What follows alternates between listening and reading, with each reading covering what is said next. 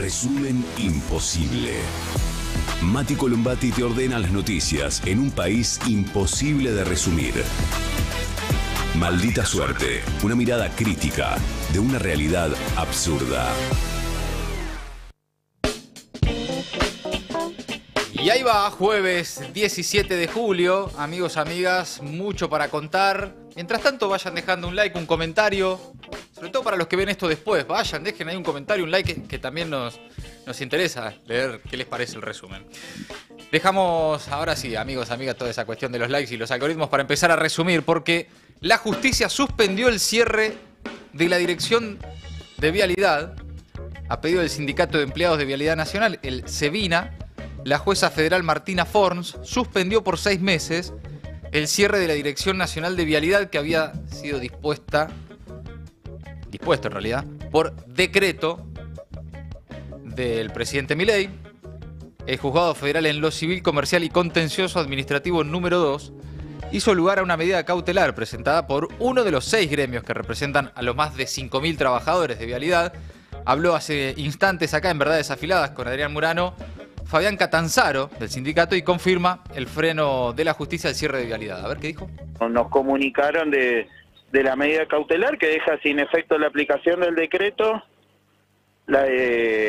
tanto para lo que sea, ¿no?, la reestructuración, disolución del organismo, así como también impedir el traslado de personal y los despidos, en un principio por el término de 6 meses, pero que bueno, hoy no nos hace por lo menos parar la aplicación de este decreto y empezar a discutir en otros sentidos, ¿no? En poder trabajar para que la Cámara en el Congreso de la Nación derogue este decreto y bueno, y luego ya poder continuar con la pelea para que Vialidad Nacional, aparte de que siga existiendo, funcione. Porque tampoco de nada nos va a servir tener un organismo desfinanciado y paralizado como hoy lo tiene el Gobierno Nacional.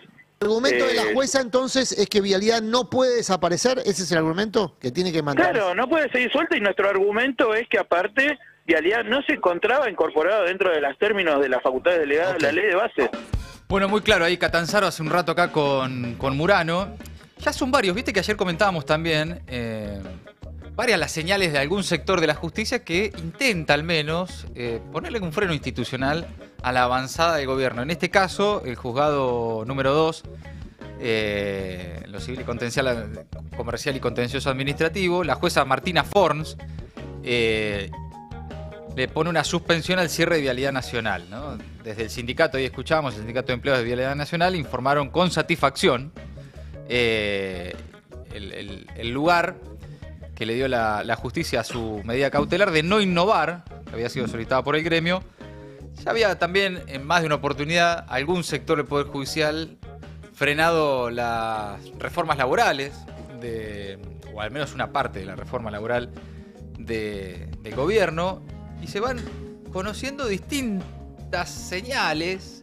Yo no me quiero ilusionar demasiado con esto, pero sí distintas señales de algún sector al menos de la justicia que evidentemente ha decidido ponerle algunos límites institucionales a la avanzada y a la destrucción total del Estado. Por supuesto que es el mismo Poder Judicial que tiene en cana a Cristina, que te mete 10 días en un penal de máxima seguridad a militantes que hacen una especie de escrache en la casa de un diputado. Es el mismo Poder Judicial, ¿no? Pero así como está ese sector, también está este que atiende la demanda de algunos de los sindicatos y ordena en este caso la suspensión del cierre de vialidad. Vamos a ver cómo sigue esta historia, muy probablemente el gobierno apele, etcétera, veremos los próximos movimientos, pero esto empieza a generar ruido, no solo en la justicia, sino contábamos ayer también cómo distintos sectores de la política, de los empresarios también, incluso la rural, la Cámara de la Construcción, advierten, y le advierten al gobierno, que no se puede hacerlo el desentendido con las rutas nacionales. Hay una nota de Eugenia Rodríguez en El Destape que cuenta que menos del 50% de las rutas nacionales están en buen estado y que el costo del ajuste de la obra pública es aún mayor al costo de mantener las rutas nacionales. La inversión pública cayó un 82% en términos reales durante los primeros 5 meses del año. El abandono en la infraestructura vial ya se siente en todo el país. El estado de las rutas empeoró en 18 provincias, mientras el gobierno intenta eliminar organismos claves como Vialidad Nacional, a lo que ahora la justicia le pone un freno. Pero el gobierno nacional insiste con una fuerte reducción, un fuerte ajuste en obra pública, además de todo lo que ya sabemos, jubilaciones, docentes, ciencia, salud, por eso hoy la marcha también, y amenaza con vetar y judicializar cualquier decisión del Congreso que busque atender estas demandas sectoriales. En particular se advierte, en esta nota de Eugenia, que la inversión en obra pública se encuentra en mínimos históricos. Entre enero y mayo de este año cayó un 82% en términos reales en comparación con 2023, evidenciando un ajuste sin precedentes en los gastos de capital del Estado Nacional y con consecuencias muy concretas. Un año de desinversión planificada de Milei ya destruyó la inversión alcanzada en 4 años. Un tercio de la red está en malas condiciones y menos de la mitad de las rutas se encuentra en estado óptimo. Se agudizan aún más las brechas existentes a nivel federal porque el estado de las rutas empeoró notablemente en casi toda la Argentina, 18 provincias, y solamente 5 distritos viales tienen un porcentaje de kilómetros de rutas o autopistas en buen estado o regular, más alto que durante la gestión anterior. No hay datos solamente de Tierra del Fuego en este sentido. Pero un punto no menor es que el costo de mantenimiento anual del sistema de rutas de la Argentina, que incluye a las provincias, se estima en 4.200 millones de dólares. Y el costo de recuperación de la infraestructura actual en caso de no ser cuidada, en 40.000 millones de dólares. Es decir, que las propias medidas adoptadas por el gobierno contradicen el argumento oficial de la austeridad fiscal. ¿No es austero? Y bueno, no, claramente. Van varias cosas que veo que hace eso el gobierno, como con un supuesto ahorro termina haciendo cosas que le salen más caras. Bueno, ni hay que hablar lo que canjeó la deuda de ayer y esas cosas, pero digo, hay varias cosas que con esa la perorata del ajuste y de que no sé qué se gasta mucho, terminan gastando más. Bueno, pasó con el combustible también, con el gas. Sí, claro. Al margen de que, para mí, en algunos aspectos, la discusión únicamente de si conviene o no presupuestariamente me parece un error. Sí, claro. Porque al margen de si no conviene presupuestariamente mantener, vamos a suponer, no conviene presupuestariamente mantener las rutas nacionales. Bueno, pero la tenés que hacer. Claro, pues si no se muere gente, claro. La gente se mata en la ruta, cuesta más el transporte de mercaderías, de la producción al puerto, etcétera. Ahora, incluso en términos económicos es un error. Claro, si es tu único argumento y no lo podés sostener. Insisto con este dato, está en la nota hoy de Eugenia Rodríguez en El Destape. Si vos mantenés las rutas, son 4.200 millones de dólares. El costo de no mantenerlas y recuperar la infraestructura actual, luego de abandonar esas rutas, es de 40.000 millones de dólares. Hay una diferencia enorme. O sea, como dice Gera, si el único argumento es la austeridad fiscal, conviene mantener las rutas, en lugar de abandonarlas. Bueno, en fin. Cambiamos de tema porque hoy está la gran marcha federal de salud ante los ataques de Milei. El Garrahan para y espera una marcha histórica. A partir de las 16:30, trabajadoras y trabajadores del Garrahan y de muchos otros hospitales nacionales, en general, trabajadores del sistema de salud, se van a movilizar por las condiciones laborales y la recomposición salarial que les niega el gobierno de Milei hace meses, cuando inició el conflicto. En esta ocasión, en medio de una medida de fuerza con cese de actividades en el Garrahan, marcharán desde el Congreso de la Nación hasta Plaza de Mayo. Pero no solo los trabajadores de la salud, van a ser acompañados ahí por muchísimas organizaciones gremiales, sociales, también el colectivo feminista Ni Una Menos, entre tantos otros. Advierten que va a ser una marcha histórica, para eso se preparan. Marcha federal en defensa de la salud pública y del Hospital Garrahan esta tarde en distintos puntos del país. Bueno, por supuesto, la centralidad en la movilización esta tarde a Plaza de Mayo. En un móvil, un auxiliar de farmacia del Garrahan dijo que 130 chicos se van a su domicilio sin la medicación. ¿El gobierno no va o va sin propuestas? La primera fue a preguntar qué es lo que necesitábamos. Digo, parece ridículo porque es un conflicto que lo reconoce el conjunto de la población. Digo, todo el mundo sabe que el Garrahan está mal, que el salario no alcanza y que muchos profesionales se han ido, por lo tanto hay un vaciamiento. Y en la segunda 2 directamente no fueron. Tuvimos 2 reuniones más donde no fueron. Pero uno podría decir, bueno, ¿tenemos respuestas al reclamo salarial? No. Lo que sí tenemos como respuesta son mayores agravios, digo, en la cual por un lado participaron funcionarios, pero incluso el propio presidente Milei nos tildó de ñoquis en cadena nacional. O sea que las respuestas que tenemos son mayores agravios. A ver, uno podría decir que esos ataques de que somos ñoquis, de que los trabajadores del Garrahan estamos preocupados por el lector biométrico y no por el salario, han ingresado dentro de la opinión pública y la gente lo toma como algo real y no es lo que sucedió. Digo, el respaldo que tenemos de la población, como bien decía acá mi compañero, es clave. Digo, la gente entiende que el Hospital Garrahan no se puede tocar porque el Hospital Garrahan ha garantizado durante años, durante décadas, la atención pediátrica de los niños de un hospital de alta complejidad. Y eso lo consiguió por los trabajadores mismos. Y en el día a día, ¿cómo se siente esta falta de aproximadamente 200 trabajadores que se fueron los últimos meses? Bueno, te voy a dar un testimonio concreto. Yo soy auxiliar de farmacia. En mi sector en particular, repercutió muy directamente. Nosotros tenemos una atención promedio de 400 niños a los cuales se les entrega medicación ambulatoria. O sea, lo atienden, retiran la medicación y se van a su domicilio. Hace un mes y medio que se limitó a 270 el cupo de pacientes que pueden retirar medicación. ¿Qué quiere decir esto? 130 niños se van a sus domicilios sin tener la medicación. Eso puede pasar que no la consigan, que tengan que comprarla y sobre todo que se interrumpa el tratamiento. Muy impresionante lo que cuenta. No deja de sorprender, ¿no? Es decir, cada testimonio, cada historia sobre el ajuste en el Garrahan no deja de sorprender. Y es realmente muy impresionante que haya que explicar esto, ¿no? También, suponete que la discusión sea en términos de austeridad fiscal, como lo plantea el gobierno. Realmente, si tu austeridad fiscal va a estar en los pibes y pibas que se atiendan en el Garrahan, bueno, ¿de qué austeridad fiscal estamos hablando? Al margen, insisto, de que ni siquiera en esos términos me parece una discusión posible, pero bueno, es parte del argumento del gobierno y por estas horas entonces, después vamos a tener un móvil durante el transcurso de la tarde, se prepara una marcha que los trabajadores de la salud esperan que sea histórica. Cambiamos de tema, decíamos que volvieron los 90, vuelven los visitantes al fútbol argentino, vuelve Oasis a la Argentina, vuelven muchas cosas de los 90 y vuelven las denuncias de corrupción en la familia Menem. Qué curioso. Denuncian que la familia de Martín Menem obtuvo un contrato millonario con el Estado. Esto en principio entiendo fue un informe anoche en TN. No, en TN es... Wiñaski no, es A24 no, ahora, A24 ¿no? Wiñaski. Ahora es A24.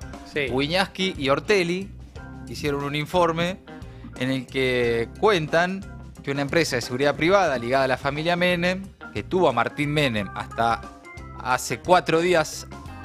Perdón, a Martín Menem hasta 4 días antes de la asunción de Milei, y por lo tanto de él convertirse también al poco tiempo en presidente de la Cámara de Diputados, ganó en las últimas horas una licitación pública multimillonaria. Se trata de Tech Security SRL, que se alzó con un contrato por casi 4.000 millones de pesos.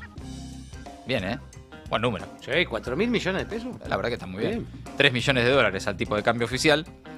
Con el Banco Nación, un contrato con el Banco Nación para proveer vigilancia privada a la casa central del Banco Estatal y a otras 4 grandes establecimientos de la entidad. A ver, yo voy a contar la información que está circulando, la que han publicado anoche y hoy otros medios sobre la situación de los Menem, que explican que en realidad la empresa ya venía ganando licitaciones desde antes y con otros gobiernos. Claro. Y demás. Bárbaro. Bueno, lo cierto es que el contrato es por un periodo de 2 años, renovable por 12 meses. La compañía se focaliza en brindar servicios de seguridad privada, especialmente en eventos deportivos vinculados al fútbol local. También tuvo a su cargo la seguridad durante la presentación del libro del presidente Milei en el estadio Luna Park. Bien. Buena. Y entre los socios de la empresa se destacan Fernando Nicolás Menem y Eduardo Adrián Menem, hermanos del actual presidente de la Cámara de Diputados. Volvieron los Menem, volvieron los 90, volvieron las denuncias de corrupción, que se suman a otras denuncias de corrupción. Las valijas que entraban al país sin que nadie sepa por qué no fueron declaradas ni qué tenían adentro. El caso Libra y varios episodios que se van sumando. Yo quiero decir algo, no descarto, no afirmo, pero no descarto, que esto no tenga que ver con vueltos internos en el gobierno. Bueno, justo estaba muy malas con Santiago Caputo, Santiago ¿no? Caputo está como que queriéndose ir, ¿no? Hay una bueno, cosa aparentemente, rara ahí. según cuentan las crónicas periodísticas Sí. de la gente que sigue la rosca del gobierno, el Triángulo de Hierro ya no es un Triángulo de Hierro. El lugar de Santiago Caputo, hoy directamente ¿No está? no está. Es una línea de hierro. Es una línea de hierro. Dos paralelas. Algunos creen que el lugar de Santiago Caputo lo empieza a ocupar de alguna forma Patricia Bullrich. Bueno, claro, sí, levantó el perfil. Levantó el perfil, por eso habla también de servicio de inteligencia, por eso defiende tanto el presupuesto de la CIDE, últimamente Patricia Bullrich. Sí, pero se la vio hablando de jubilaciones, como Sí. de temas que no eran de ella. Exactamente. Como hablando más general. Más vocera, ¿no? Sí. Más vocera de varios temas.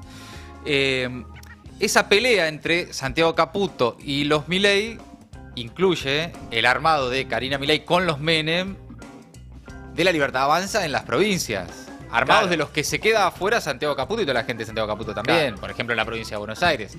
Todo lo que vendría a ser las fuerzas del cielo, que es Caputo y sus chicos, digamos, Sí. y sus tropas digitales, aparentemente, vamos a ver, se están quedando fuera de todos los armados. Y hay algunos malpensados que piensan que todo este tipo de informaciones que aparecen en contra de los Menem, en contra de Karina y qué sé yo, puede tener, yo no creo realmente, No, de ninguna bueno. manera jamás podría pensar una cosa así, tiene que ver con utilización de información interna que casualmente empieza a conocerse, Sí. ¿no? De alguna forma, y que se está jugando linterna tirándose carpetazo por la cabeza. Ahora que me lo decís, en A24 también vi que el día posterior al jueves del Senado, del 6-0 del Senado, estaba muy hablando de lo mal que estratega que era Karina. Ah, mira. De lo Que- mala estratega que era. Claro, Karina que esto era todo de Karina, que había hecho las listas allá de una manera que dejaba a los gobernadores muy mal. Ahora, La lo- culpa es de Karina. Ahora, lo que se denuncia y son Sí, hechos que existen. sí, es sí. como, ¿no? Te operan con la verdad. Se operan con la Claro. verdad. Nos están operando Nos con la están verdad. operando con la verdad. En todo caso, tendrán que explicar los Menem qué son este tipo de contratos, más allá de si se lo filtraron por dentro Sí. o no. Esa es otra historia. Bueno, hablando del gobierno, Guillermo Francos confirmó que Milei vetará las leyes de jubilaciones, moratoria y discapacidad. Va a vetar el 5-0. El jefe de gabinete aseguró que el gobierno no está en guerra con los gobernadores, aunque advirtió que si hay una situación difícil en la que hay que acordar las demandas de los mandatarios. ¿Sabe qué dijo? Y voy a venir y si hay gobernadores lo voy a saludar con toda amabilidad y conversaremos. No estamos en una guerra, estamos en una situación, como le decía Nelson, que es dura, difícil, y en la que tenemos que acordar demandas de los gobernadores con situaciones que tiene el gobierno central. Ajustes que ha hecho el gobierno central, por ahí con no ajuste que no han hecho muchos gobernadores, mejor dicho, con ajuste que no han hecho muchos gobernadores. Entonces, eso es, en un momento electoral, es un tema que genera discusión y debate. No lo sé cómo va a salir, yo no sé si conseguiremos sostener. Bueno, ahí está, Guillermo Francos en el móvil de Radio Rivadavia, entiendo que en la rural, ¿no? Porque ya arrancó la rural y bueno, y van casi todas las radios y ponen ahí sus trailers, sus móviles y pasan los funcionarios por la rural y pasan los funcionarios por los móviles. ¿Hicieron eso alguna vez? ¿Transmitieron desde la rural? Sí. No estamos para ir a la rural nosotros. No, estamos- no. da, ¿no? Nos Medio van a como- sacar cagando. Sí, ¿Qué hacen ustedes acá? Cucas de mierda, ¿no? Sí, para la Feria La del Feria del Libro Libro, sí, está. sí, Sí, pero para la rural no. Feria del No, Libro, no. sí. No, yo a la rural no. montón, Feria del Libro sí, Feria del la Libro, rural sí. no. Para ir a ver unos toros campeones. ¿no? El toro campeón de cada año. ¿no? Llegan las Lindas bolas. Bueno, Tiene que ver. ahí es lo que se le mira. Se analiza. Sí. Se le analizan los huevos. al toro. Ahí la estatua del toro, la gente va ahí y le toca las bolas. Sí, claro, Bueno, exactamente. ahí en la No, rural. no estoy para esa, no estoy, pero tal vez. No alguna les está semana- trayendo bueno. mucha suerte igual últimamente. Los huevos del toro. Al- a la gente del campo. Claro. Hay buenos chacinados, buenas cositas Sí. para comer. Sí, sí. coincido. Choris. Es un Sacar lindo una paseo. foto, Sí. para mí también. Es un Sí. lindo paseo, está Sí, sí. lleno de gorilas, pero no pasa nada. Te haces un Sí. paseíto ahí. Te pones un buen sombrero de esos color kaki, Sí. un pañuelo acá al cuellito, te abrís un poquito la camisa así. O la vas de peón. Va con una bombacha de campo, una camisa a cuadro común y. Sí. Bueno. Además y sos está de la lleno de peonada. gorila, pero nosotros vivimos en Buenos Aires, o sea, más Acostumbradísimos. acostumbrado que eso, Es claro, un no hay. zoológico. Sí, sí. Igual guarda con eso, te agarra un terrateniente y te esclaviza el toque. No. Bueno, mientras tanto, en esa tensión entre el gobierno nacional y las provincias, el gobernador de Chubut, Nacho Torres, habló y aseguró que los ATN son plata de las provincias y dijo que si el Consejo de Mayo estuviera funcionando hace un año, cuando en el momento se reunieron, estos temas estarían resueltos, dijo. A ver.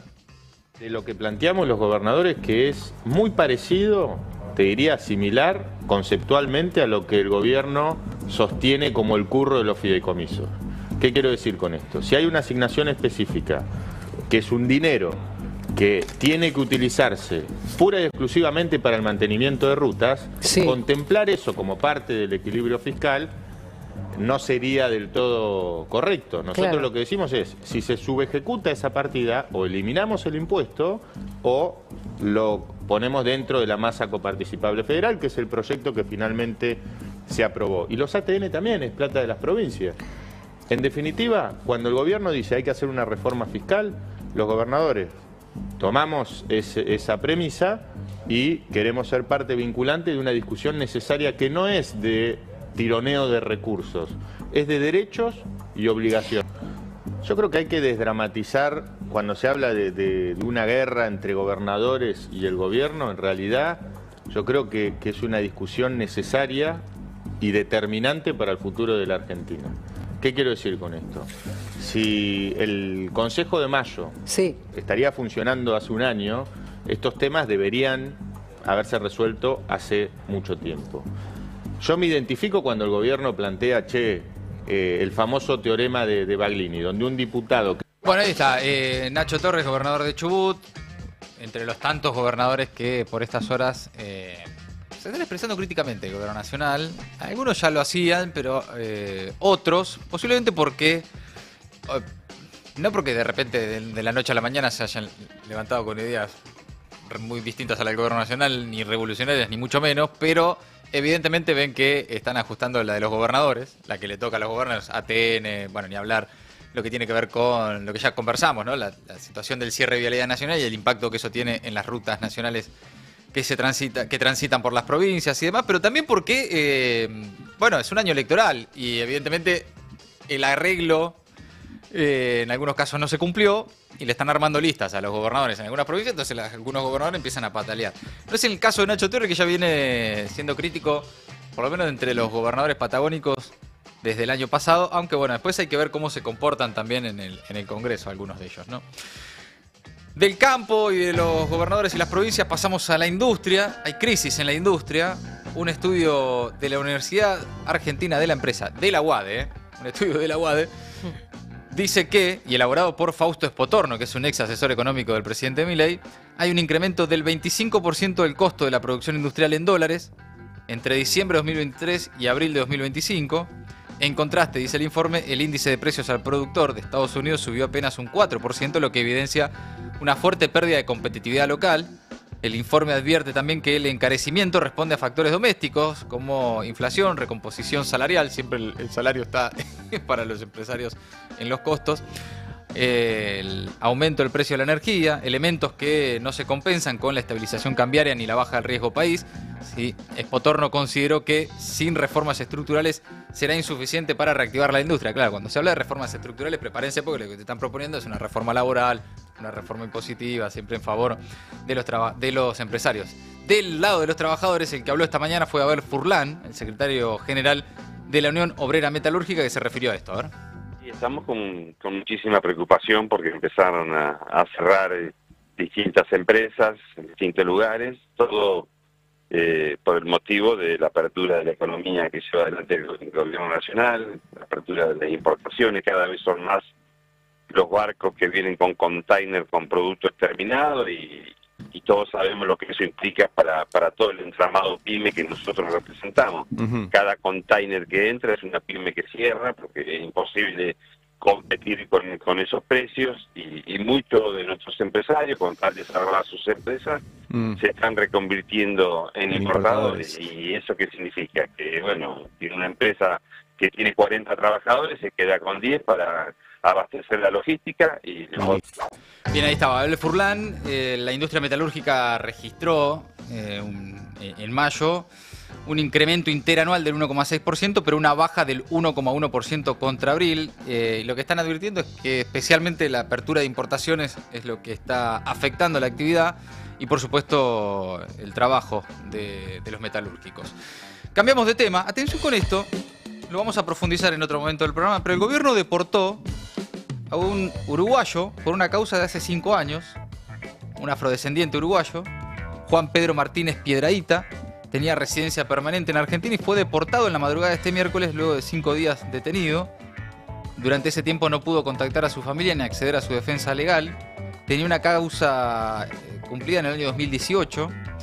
Y habló Paola Arismendi, la esposa de este uruguayo deportado por el gobierno de Milei. Habló esta mañana en varias radios. Habló acá, habló en Radio Con Vos, habló con ustedes en Red también. A la mañana, sí. Se lo llevaron a las 4 de la mañana a Montevideo, lo dejaron en el aeropuerto de Carrasco, lo que explicó su esposa, y contó que hace 2 décadas, hace como 20 años que vive en Buenos Aires, que nunca llegó a conseguir su documento hasta el 2016, cuando pudo comenzar con los trámites, y finalmente fue deportado.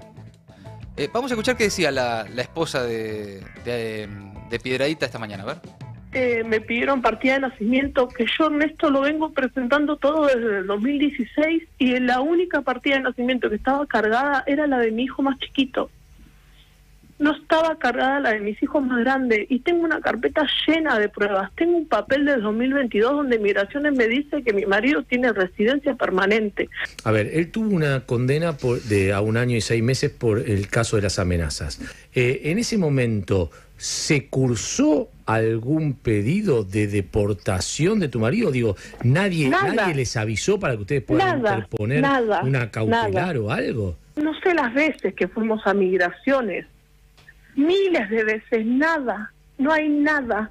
Es más, la abogada que a mí me ayudaron, un movimiento de mujeres afrodescendientes de acá de Argentina y de Uruguay, la abogada que ellas me pusieron, vio que la notificación no estaba firmada.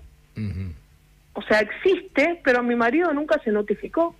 No está firmada, nunca llegó nada, nunca nada. Yo tengo todos los papeles guardados. Paola, ¿qué pensás hacer?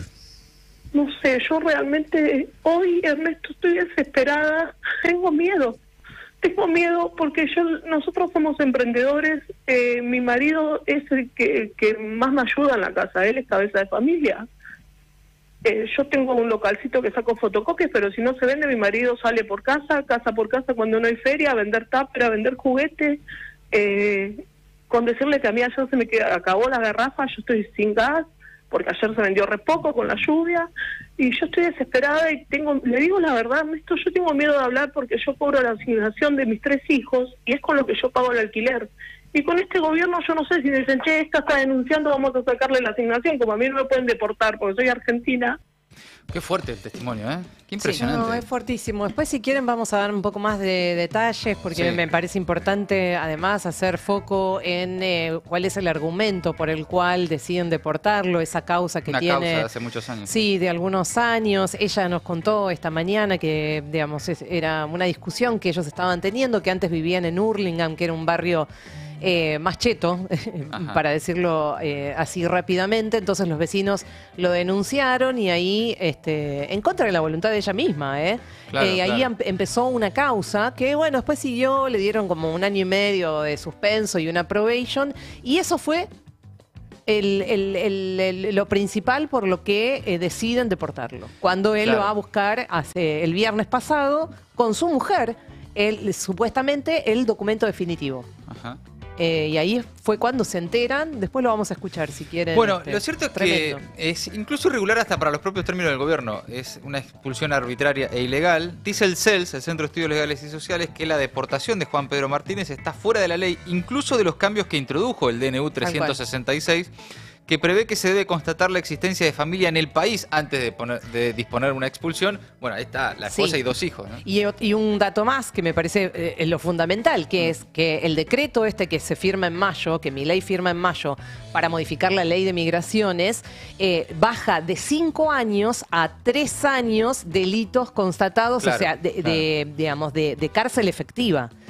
Juan Pedro no solamente no tenía un delito que supusiera un cárcel efectiva, sino que era 1 año y medio en suspenso. O sea, que ni siquiera el decreto da como para tomar la decisión que finalmente se tomó. Lo vamos a profundizar el tema. Cambiamos ahora porque vuelven los visitantes al fútbol argentino en una conferencia de prensa en el predio Lionel Andrés Messi, en Ezeiza, el famoso predio que la AFA posee en Ezeiza, dicen los periodistas deportivos. Se anunció oficialmente el regreso paulatino del público visitante en el fútbol argentino. Tendrá 2 pruebas piloto en Lanús Rosario Central. Casualmente el equipo de Di María. Sí, bueno. Mucha gente va a querer ir a ver a Di María, claro, obviamente. El video. e Instituto River por la segunda fecha ya este fin de semana. Entonces, ya ahora este fin de semana. Así lo anunciaba en conferencia de prensa el presidente de la AFA, Chiqui Tapia. Un día en el cual va a marcar un antes y un después, si bien se viene trabajando hace mucho tiempo, porque esto no es de ahora, ya es de cuando asumió el ministro Javier Alonso. En la provincia ya se han efectuado casi 100 partidos, si no me equivoco, con los dos públicos, 55 el año pasado y otra tanda este año, pero agradecerle también al gobernador de la provincia de Buenos Aires, que el viernes pudimos charlar y plantear este tema. Es un día histórico, como les decía, porque creo que es el principio para la vuelta del público visitante, es el comienzo para que los clubes que puedan y estén en condiciones de recibir y quieran recibir público visitante lo puedan hacer. Bien, ahí está la palabra del Chiqui Tapia. Vuelven los visitantes este fin de semana entonces en 2 partidos, Lanús, Rosario Central, y en Córdoba, Instituto River por la segunda fecha del torneo clausura. En un rato lo desarrollamos acá con Manu Rodríguez. Hasta ahí las últimas novedades de la política nacional. ¿Qué pasa en el mundo, Ori? Seguramente recuerden esas imágenes, las imágenes que vamos a compartir ahora. A ver cómo suena. Muestran y también se escucha la voz del Papa Francisco en una de las numerosas videollamadas con la parroquia de la Sagrada Familia ubicada en la Franja de Gaza. ¿Se acuerdan? Sí, claro. De esos videos que han circulado y muchísimo. Antes y después del fallecimiento del Papa Francisco, se trata de la única iglesia católica en el enclave palestino que en estos 20 meses de ofensiva israelí / genocidio se ha convertido en refugio para cientos de gazatíes. Bueno, le quiero contar que esa parroquia acaba de ser bombardeada este jueves por las fuerzas israelíes. Entre los 9 heridos está justamente el sacerdote argentino Gabriel Romanelli, quien mantenía ese diálogo cotidiano con el Papa Francisco hasta incluso la víspera de su fallecimiento. 3 personas además fueron asesinadas en ese ataque. Estoy profundamente entristecido por las víctimas y los heridos causados por el ataque militar a la parroquia de la Sagrada Familia en Gaza. Esa fue la reacción del actual Papa León XIV, que renovó, según sus propias palabras, su llamamiento a un alto el fuego inmediato. Solo el diálogo, dijo, y la reconciliación pueden garantizar una paz duradera. Bueno, en este contexto yo creo que la Cancillería argentina se vio casi obligada, ¿no?, a expresar su rechazo, no un rechazo, sino, voy a citar textualmente, su preocupación. Ah, mira, está preocupada.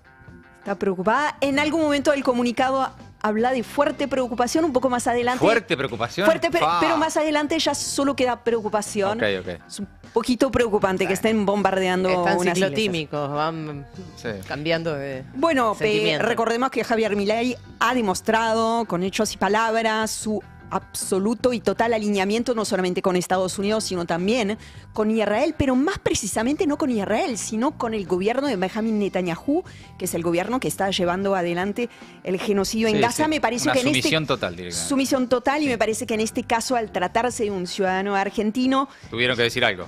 Algo tenían que decir. Claro. El ejército israelí hizo lo que siempre hace en estas circunstancias, que es informar de que está abierta una investigación. Lo que no hizo todavía y suele hacer es, bueno, acusar a la iglesia de ser como el escondite de terroristas palestinos, porque con ese mismo argumento viene atacando infraestructuras civiles. Y esos ataques, ese genocidio ya dejó cerca de 60.000 muertos. Ahora les propongo actualizar la situación en Siria, que es otro de los frentes abiertos por el gobierno de Benjamin Netanyahu. Lo vamos a escuchar ahora en su primer discurso luego del ataque israelí en Damasco al presidente interino de Siria, Ahmed al-Shara, que acusó a Israel de alimentar el caos en la región. إن الكيان الإسرائيلي الذي عودنا دائما على استهداف استقرارنا وخلق الفتن بيننا La entidad israelí que ha atacado sistemáticamente nuestra estabilidad y sembrado la discordia desde la caída del régimen anterior, el régimen de Bashar al-Assad, ¿no? Ahora intenta una vez más convertir nuestra tierra sagrada en un teatro de caos interminable. Recordemos muy brevemente para que se entienda que en las últimas semanas la región de Suaidá, que está ubicada en el sur de Siria, está siendo el escenario de unos enfrentamientos muy cruentos entre tropas sirias, por un lado, tropas, digamos, del gobierno, y milicias drusas, lo que fue aprovechado por el gobierno de Benjamín Netanyahu para justificar bombardeos en esa zona del sur de Siria, pero también en Damasco, que son las imágenes que veíamos ayer, bajo el argumento de proteger a la comunidad drusa con la que mantiene un estrecho lazo. Ahmed al-Shara anunció que comenzó entonces la retirada de sus tropas de esa región después de alcanzar un nuevo acuerdo de alto el fuego y prometió una suspensión total de las operaciones militares en esa zona. No somos de los que temen a la guerra, dijo.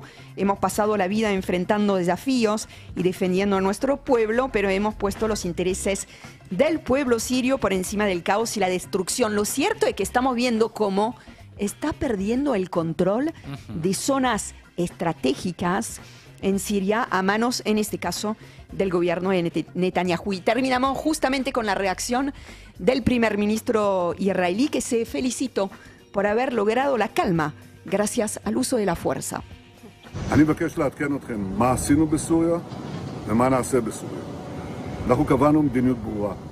En un mensaje grabado, que es el que estamos difundiendo ahora, que compartió en sus redes sociales, el primer ministro israelí, Benjamín Netanyahu, dijo: este es un alto el fuego que se logró con la fuerza. No con peticiones ni súplicas, dijo Netanyahu, guiño guiño, ¿no? Claro. Sino con la fuerza. Logramos la paz con la fuerza, insistió, la tranquilidad con la fuerza, la seguridad con la fuerza en 7 frentes. El relato de Benjamín Netanyahu. Amigos, amigas, hasta ahí el resumen imposible de Maldita Suerte. Maldita Suerte, de 14 a 17 horas, en El Destape 1070.